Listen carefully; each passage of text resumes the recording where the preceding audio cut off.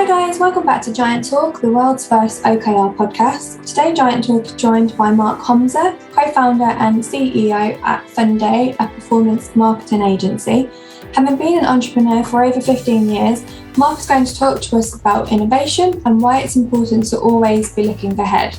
So welcome to Giant Talk, Mark. It's great to have you with us for today's episode. Please can you start by just giving us an introduction to yourself? Thank you, Carly. It's great to be here. I think you gave a great intro there. I've been an entrepreneur for almost 15 years. Co-founded Flixel.com about 10 years ago, where we pioneered the Cinematograph, which was a new visual format, blending still photography and video, and used by artists all over the world. So we created some products, Createch, Martech tech products. Raised lots of money, seeded close to 10 million users in 76 countries, Apple Design Award, all that great stuff. The format is used today quite a bit in advertising, across advertising channels. And more recently, since 2019, I co-founded a performance advertising agency now known as Funday. And we focus on a couple of key areas, Web3. Is one of our areas of expertise, and the other area is really consumer. So consumer tech and consumer packaged goods are really the areas where we focus and we have expertise in, and the agency focuses on offering brand strategy, solving creative problems. We focus on media and attribution, and then developing content strategies at scale for our clients and partners.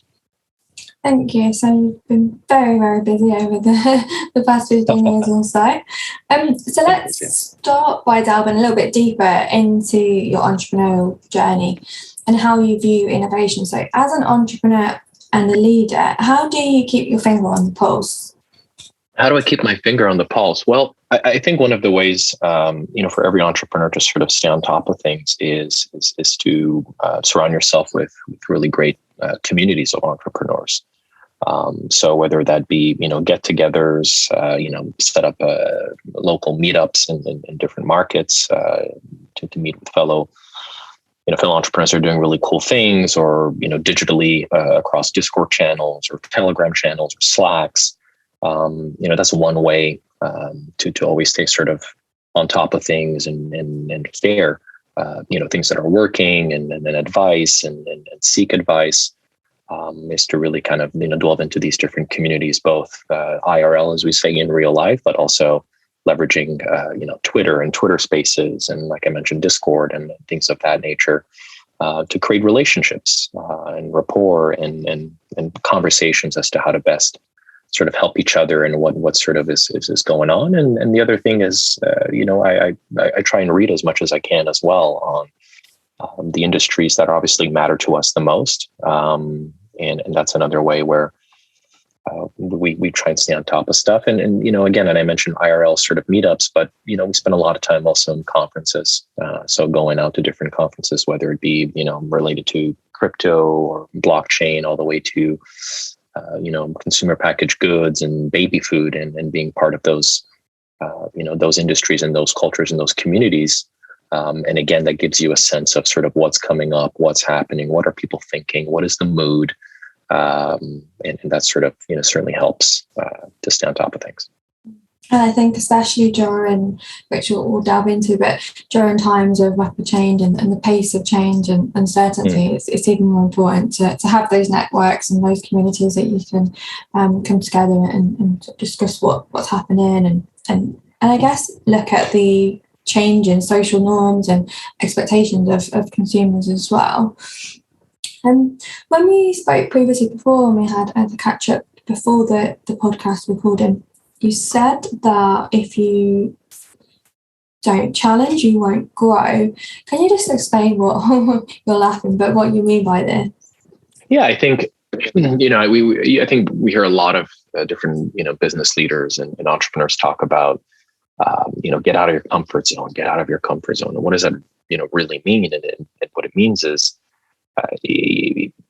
as an entrepreneur, you're forced.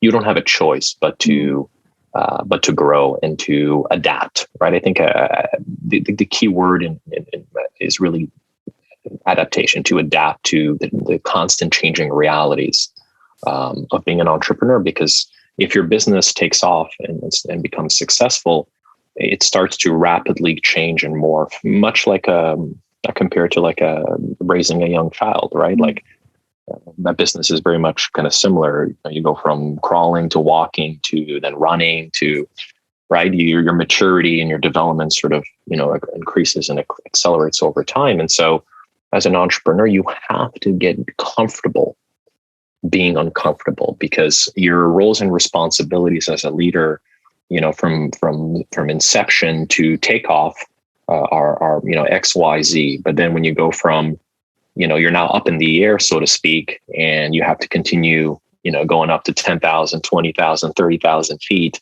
as your business grows. Well, now suddenly those responsibilities and those asks from your colleagues, from your community, are constantly changing. And if you're successful, it means that change is coming at a rapid pace at you. So your ability to be flexible, your ability to adapt to these changing realities is critical. And so those are essentially challenges that are coming at you, and those challenges are pushing you and forcing you to grow. So as an entrepreneur, you have to embrace that.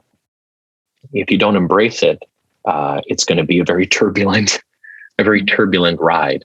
If you embrace it, then you are learning, you're course correcting, because mistakes will happen, and there's things that you can't control in the environment that will hit you, and that's okay. The key is, again, how are you going to react and keep moving forwards and being true to your vision and the direction you've set in terms of your goals and milestones and things of that nature. So yes, it's if you're not challenged, you're not going to grow. And again, the very nature of what we do is that you don't really have a choice. If you do not adapt to that change and those challenges, you're not going to succeed. And so it's very critical to embrace the discomfort. And over time, and that's what I love about the game of entrepreneurship is it's if you play it well and you're dedicated to it, it's a marathon. It's not something you do for a couple of years, and it's something that hopefully lasts a lifetime. And you get better and better and better, because then certain situations, as you start another business, another initiative, you start to see certain commonalities and common factors, and you're like, wait a minute, now I have more experience. Now I know how to prepare for this. I know how to maybe even anticipate certain things.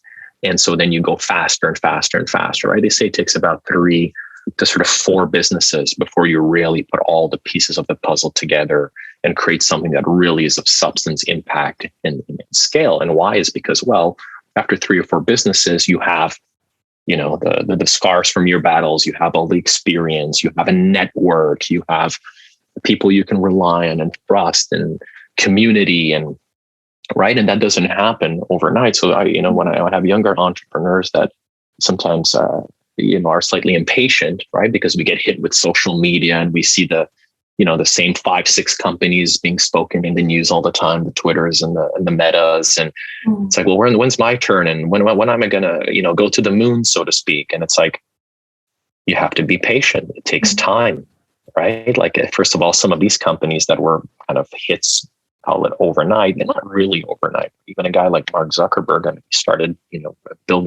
creating tools and products when he was, 12 or 13 years old, right? So by the time he's in his early 20s, he's already spent 10 years developing his mindset and the sort of the builder mindset. That still takes time. And then, some of these folks have been extremely brilliant in the sense that, as an entrepreneur, you have to know at every given time, as you improve your skill set, you have to know at this current moment in time, here are my strengths, here are my weaknesses. How do I cover my weaknesses with the right people, with the right team, with the right community? That's critical for your success, because nobody does it alone. You do it as a group, you do it as an entity, as a community.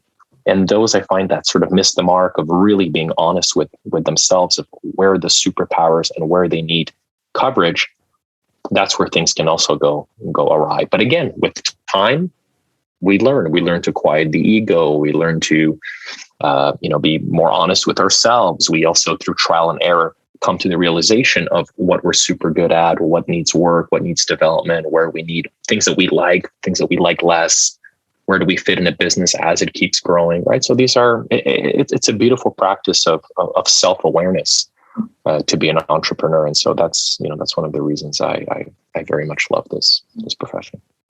And I think, as you said right at the beginning there, that adaptation is key. And I think, by not adapting or changing, you can stagnate. And there are many examples of businesses that have, by not adaptation. And just going back to the baby to adolescent analogy, nobody wants to keep, stay in the crawling phase. You want to grow. And I think it's really important, as you said, to embrace all of that. So continuing on with challenges, did you face any challenges to your business or businesses during 2019-20, and how did you overcome these challenges? Challenges? No, none at all. It was absolutely smooth sailing. I'm kidding, of course. Not sure what happened in 2019 and 20. We've not talked about it enough.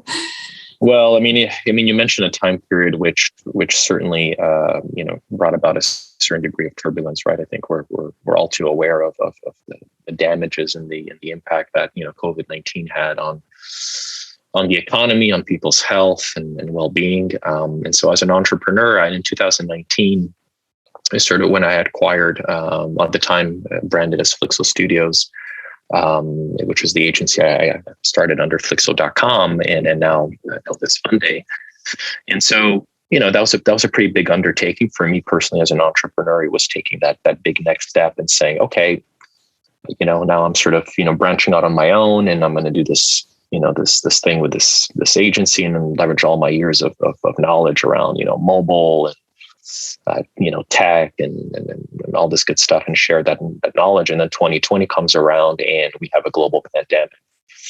And so that was a huge challenge because I would say in a period of, 4 to 6 weeks, 80 to 90% of our clients, called and said, well, Mark, we're going to have to reduce, our output. And usually when there's any form of, market, constriction, comms is one of the things that starts to get, cut, public relations goes, and then people start spending less on media, and then, marketing both in-house, first externally. So if there's agencies that are involved in the ecosystem, that gets cut, then in-house personnel.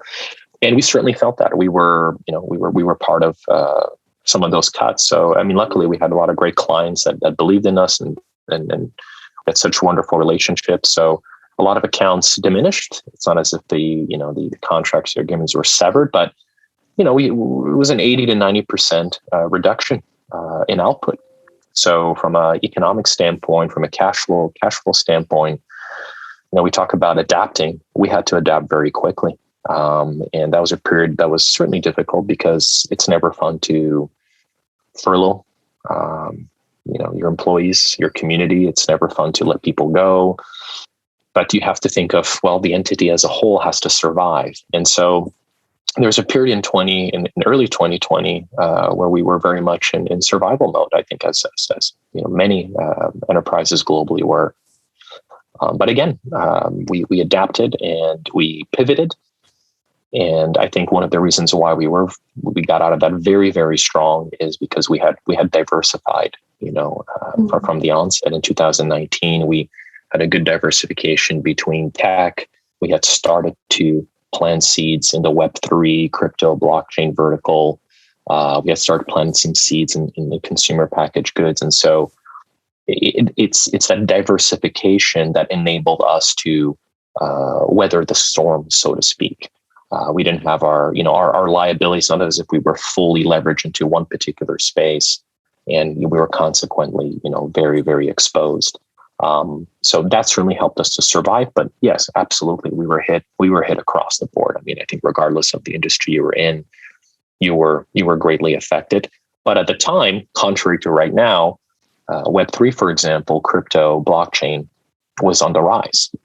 So despite how the pandemic was affecting a lot of traditional businesses, brick and mortar, if you were leaning very much into the digital space and crypto specifically, it was a bull market. And so that is one of the things that enabled us to grow extremely fast, scale very fast. And right now it's sort of like the opposite, that the script has been flipped. On the Web3 side, we're entering a bear market.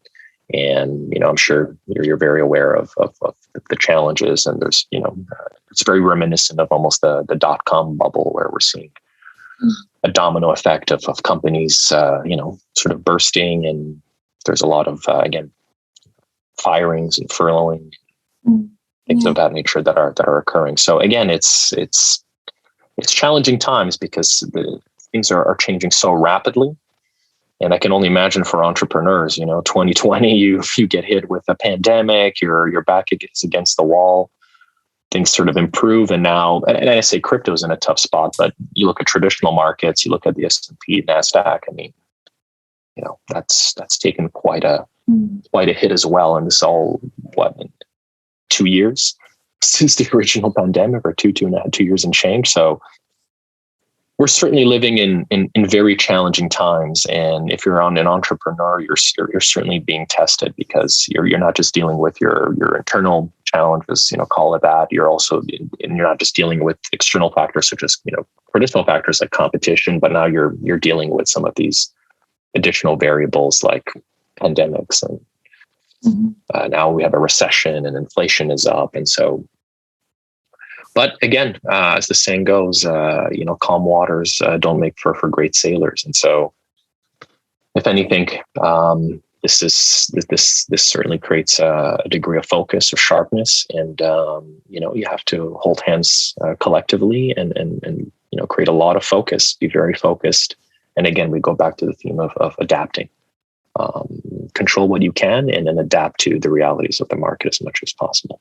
Mm-hmm. And one thing that we know is change is constant, and as the pandemic has shown, we never really know what's around the corner. So it definitely sounds like your business is agile and is able to pivot, and, like you said, diversify when needed. How can, just moving, bringing OKRs into the conversation, how can agile work together with OKRs, in your opinion? Well, I think innovation is very much rooted in sort of the approach of being agile, right? Agile is all about transparency and clarity. And that's how sort of, OKRs tie into it. So it's not, you asked how they sort of, work together. I mean, they're inherently, connected. So the whole idea of OKRs is to sort of reduce the feedback cycles, and that enables a business to achieve a degree of agility and flexibility with a very refined direction. So, I go back to the importance of focus and vision, and you have to adapt your milestones and your objectives based on the realities of the market and the circumstances you're in. But a lot of businesses fail to be very clear, and I speak from the perspective again of startups. You have to be extremely, extremely clear with what your goals are and why, right? They have to be measurable. You have to be transparent, so everybody on your team knows what's going on and why you're doing it. So having that clarity in your objectives and clarity in your key result goes hand in hand with the business being agile and the business's overall agility. And those sort of two tactics combined together are going to support growth and transformation in the long run. And then throw in, again, this idea of having agile and agility is to course correct and pivot when necessary. So, in a startup, if you create too much processes, too much restriction and rigidness, it's going to be hard to adapt and to move. But if there's a lack of focus, because inherently a startup is chaotic, it's messy, right? Inherently, that's, to get off the ground into the air is really, really tough and chaotic. So if you don't have any process and you don't have clarity as to what the direction is and why, and what is that next milestone we got to get to, which either increases our revenue, enables us to get funding, well, we're going to be in trouble, right? So it's again, it comes back to measurable outcomes, being extremely transparent from a leadership standpoint, and being very clear, and then being okay with changing that plan, right? We plan, so then we can adapt the plan as the variables around us change. Yeah, and I think just just to reiterate, having the shared top goals, ensuring that everyone is aware of how their work, links towards those goals, and also helps to retain that focus. Have you faced any difficulties or challenges, or do you see any challenges when it comes to using OKRs for innovation? Well, I mean, we talk about objectives and key results. I mean, the challenge I see is again when there's, as you start scaling a business, when you start to create too many, for example, when a business, for example, your growth is accelerated, right? You're growing really, really fast. There's sometimes a tendency to then operate in silos. And so communication can get impacted because you're moving so quickly. And when you're moving so quickly, another element that can get impacted is culture, right? Because as you're growing, as the demand increases, while you're like, I got to hire, I got to scale. That's great. But then if your HR processes are not in place, the way your culture is tied to your objectives and your key results, right? Because that's a core underlying element that is critical. Well, that can also cause pain to the business. So it's important to manage one's growth in a way to ensure that you're always protecting your culture, which then inherently will ensure that your strategy is being properly executed, which then inherently ensures your objectives and your key results are met, right? So all those things are intertwined and interconnected. And sometimes when a business grows too quickly, people start operating in silos, communication gets impacted. And then we talked about this earlier, transparency goes by the wayside. Clarity then gets a little foggier. And again, then our outcomes become more blurry. So as a leadership, which is, again, it's a challenge, and especially today, right? Because you're an entrepreneur 40 years ago. It's like, okay, you create a certain business, the rate of change is nowhere like it is today, right? And especially like we play a lot in the Web3 space. I mean, every 6 months is us, the industry is completely transformed, right? Like what we sometimes output in a month is just, probably is what businesses outputted maybe in 12 to 18 months, years and years ago, right? Like it's incredible the amount of information that a human being processes and outputs today in 2022 versus, call it just, 15, 20 years ago. It's so different. So I think, number one is you need to create an infrastructure where your consistency in communication is critical. And I don't mean it from the perspective of, having meetings for the sake of having meetings. If you're having meetings where there's no value added, it's just, we're just putting it on the agenda for because we just have to check a box. I mean, that's just wasteful. But not having strategic meetings around, hey, are we meeting those objectives? Where do we need to iterate on a weekly basis? At Funday, we do this on a weekly basis where the leadership, the C-suite, the executives meet constantly to measure, right? To measure and say, like, are we hitting our goals or not? Are we headed in the direction that we set out? Is it the right direction now that the environment has changed and circumstances have changed, right? So you have to be constantly and consistently evaluating and reevaluating, those processes, especially in today's very turbulent environments. I'm glad you mentioned culture because it's something that I wanted to touch on. Actually, I think you've got a really interesting story to tell, and your fast-growing team that you have.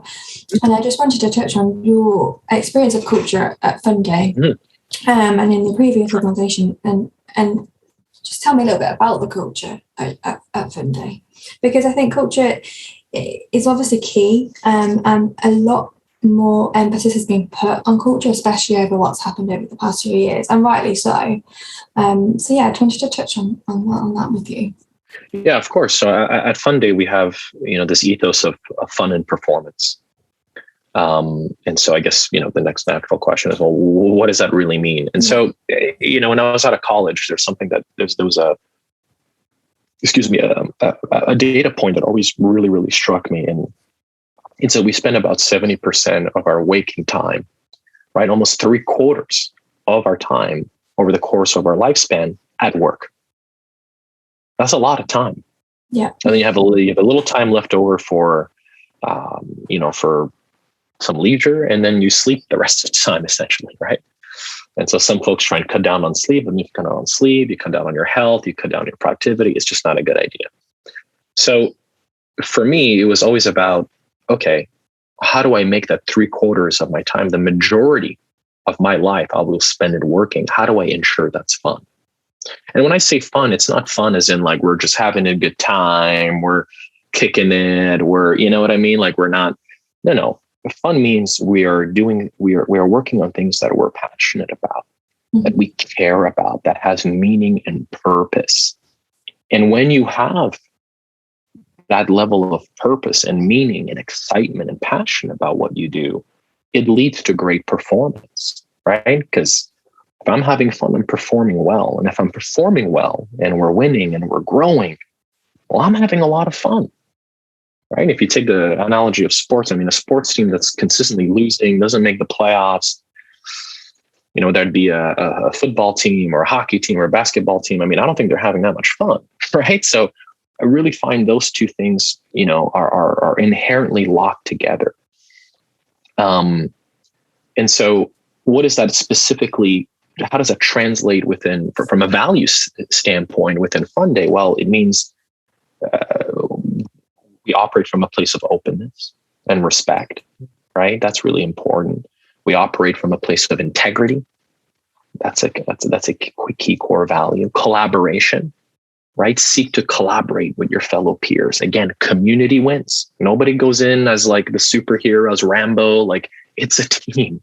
Mm-hmm. It's a team. It's a collective, right? Especially from an agency standpoint, or look at that business. It's like, from onboarding a client to, reaching out to a client, all the steps and touch points by the time you close an account. And then now you have to deliver the work. Like it takes an entire organization from, a sales representative to do an initial contact, to then, parachuting in the C-suite, to then moving into, proposals and pitches and strategy, to then winning the account and now delivering on the work, and now, retaining the client and growing their business, et cetera.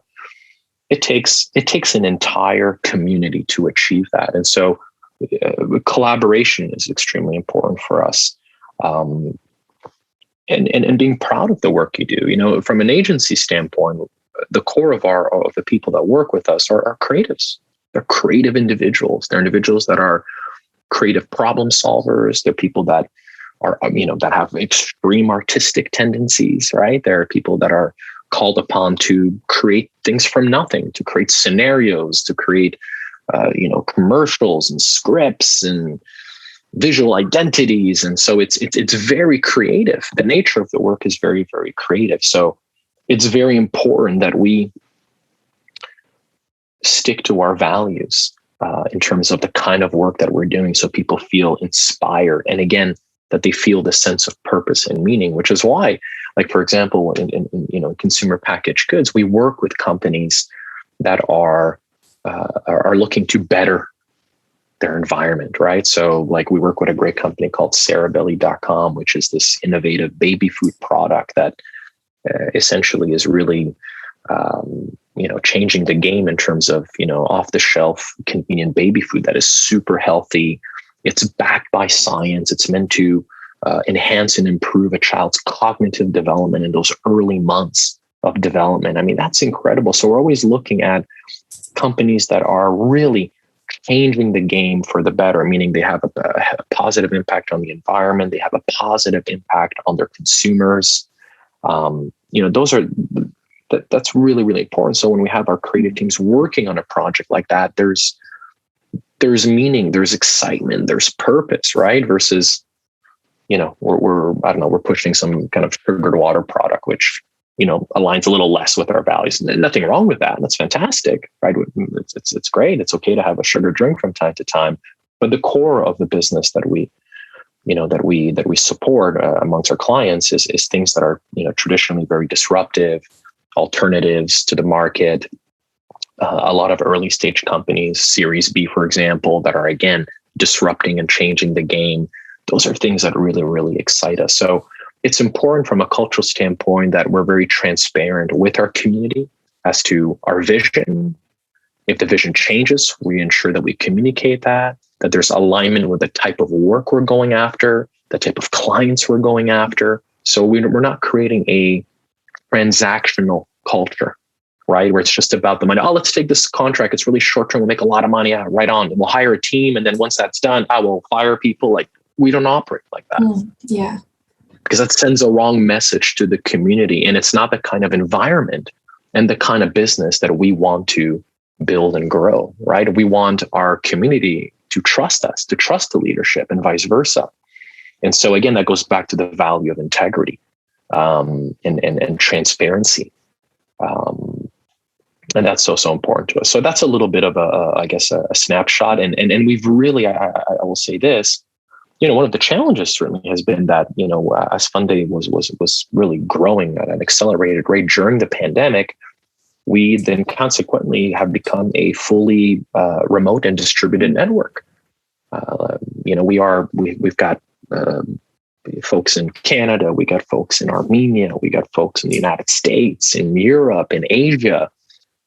And so that also creates certain challenges in terms of it wasn't very easy getting everybody all together. Hey, let's all meet up in New York or Toronto, or there were a lot of restrictions. And so how do you ensure that you keep investing in your culture? Well, you got to bring people together. You got to create community. You got to create events and activities and initiatives. And so now as we're hopefully on the other side of the pandemic, those are things that we're now going to start implementing. But, having all these different cultures from all over the world under one umbrella is a beautiful thing, but it also has its challenges as well. So we've really taken a lot of time to ensure that we support and we learn from our people and we reinvest. And again, comes back to communication. It comes back to don't operate in silos. So we leverage all the latest technologies, the Zooms, et cetera, to really bring people together, to create activities online as much as possible, to, give employees different resources, from mental health resources to personal development resources, so they can learn, they can grow. You invest in your people. Your most important capital in an organization is your people, full stop. Mm-hmm. You can never stop investing in your people. The minute you do that, you're in trouble. And especially in a service business and in an agency business, because you're only as good as your top leaders, your creatives. You're only as good as them, right? So it's so important to give them the toolbox, the resources to continuously grow and expand and better themselves. And so we've taken a tremendous amount of time to prioritize that, prioritize our culture, right? Culture isn't just saying, hey, we're going to do a Zoom call and just hang out for a few minutes, or sort of, pre-pandemic. It's like, well, let's have free beer on Fridays and then put in a ping pong table. Like that's surface. That's not, where's the substance, right? Like, where are the programs? Where is the time spent with people? And I think from a leadership standpoint, from a founder standpoint, you have to take the time to create conversations, sit down with people, learn, listen, right, to your community. So we've really taken that very, very seriously at Funday, and it's been very, very beneficial.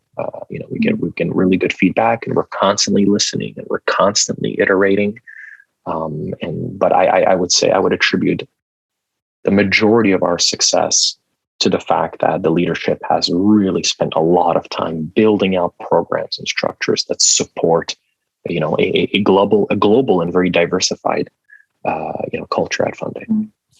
I don't think I stopped nodding my head the whole time he was talking about the culture and, talking about being collaborative, being a community and passionate. And I think it brings a whole new meaning to work when you're actually passionate about what you do.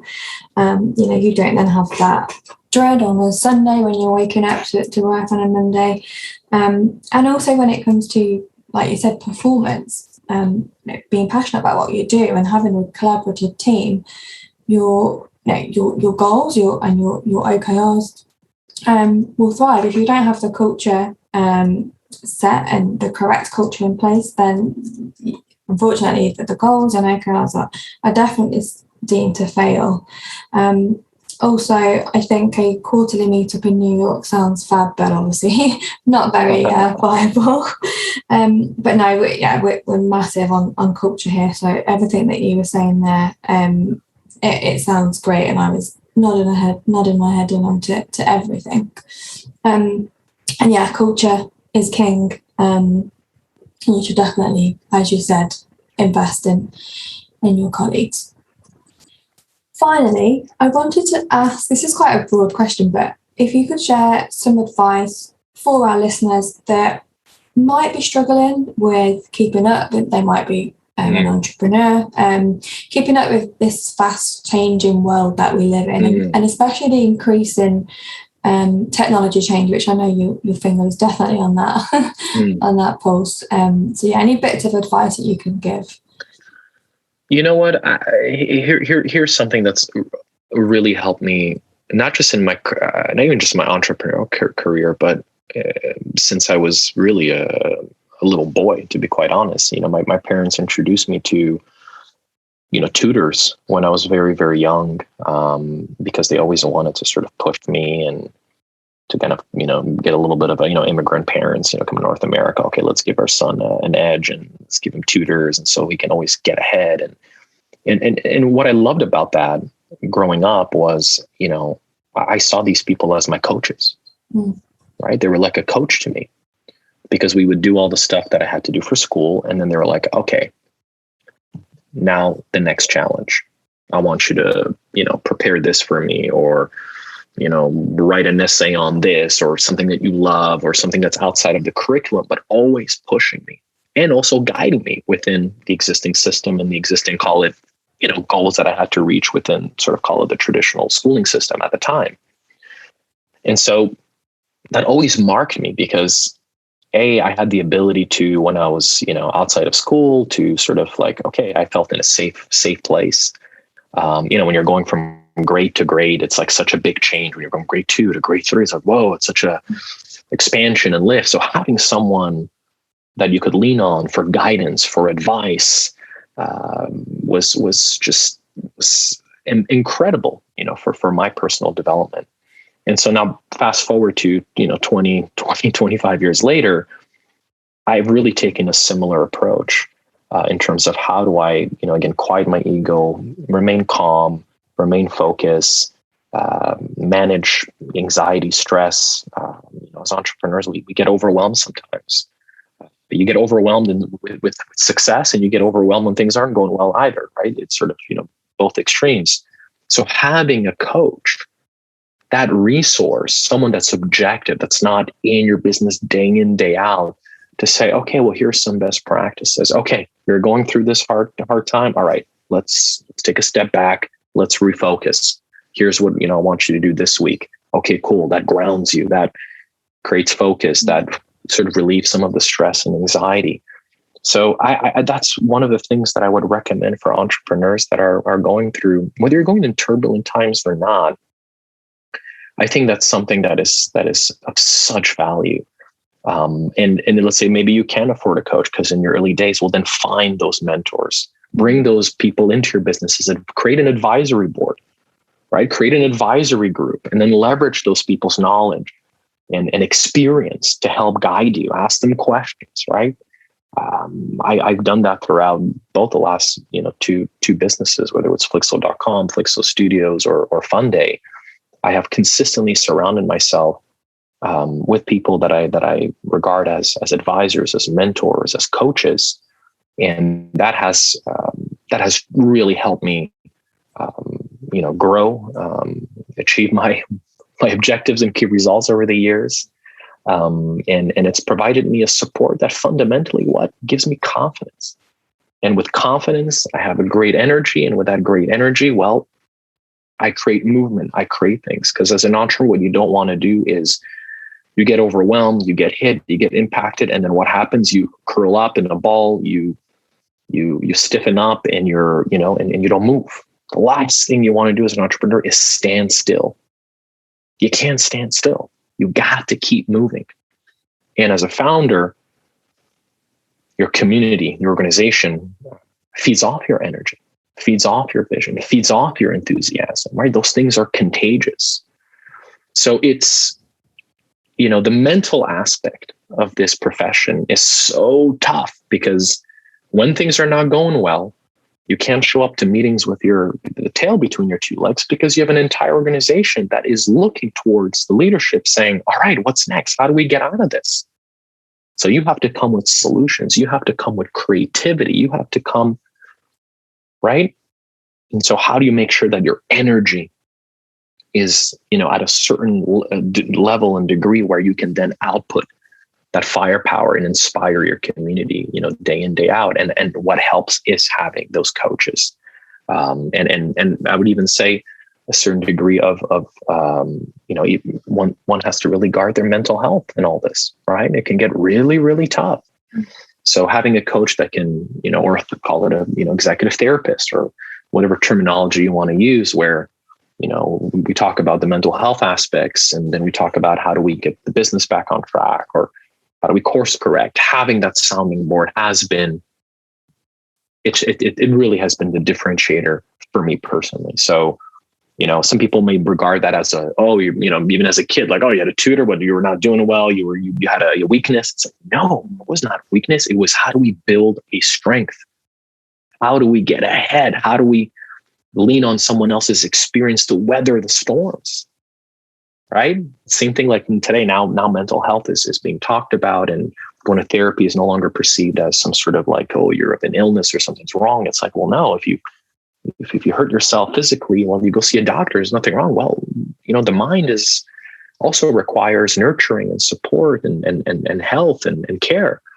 And now it's I'm glad that conversation is now no longer, considered taboo. So I encourage everyone to lean into those resources, find those resources, because they will make the difference. It's sort of like in sports, and I'll conclude with this final analogy. Like, you take a sport like tennis, the top 50, 100 players, they can all hit that forehand, that backhand up the line. They can hit that, serve down the middle, no problem. But why is it's only the top 10 that are in the top 10 and that make the big money? And because it's a mental game. Their mental game, their mental strength is at another level, right? Everybody at that level has great technique. But what differentiates that 1 to 5% or 10%? It's what's going on between your two ears, right? It's that ability to be present. It's that ability to, be in a state of flow. And it's hard to be in the state of flow when there's constant chaos. So how do you embrace the chaos, right? How do you become one with it? Because through chaos, right, there's conflict, there's friction, but from that comes creativity. From that come solutions. So again, it's about protecting your center and protecting your mind. And I find leveraging those coaches can become a superpower. So that would be my piece of advice. I think that's a really, really good piece of advice. And I think, like you said, it's having that external party outside of, the business that can give you that guidance and the advice. They don't have any relationship to your organization, and they're there to, listen and advise. And I think also going back to what you first spoke about, and this isn't the same as obviously the coaching, but building the sort of network around you, because there could be other entrepreneurs that are finding the same sort of problems.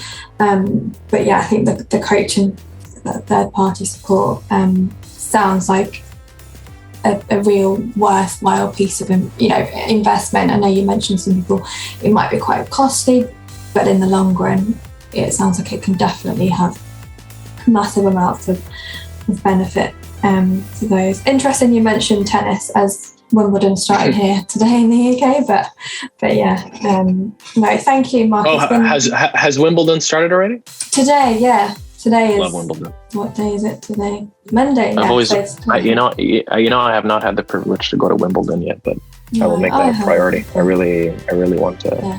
Put that on your list and your goals. Thank you so much, Mark, for joining me for an episode of Giant Talk. It's been really interesting to talk to you, and I'm sure that our listeners can get a lot out of this conversation.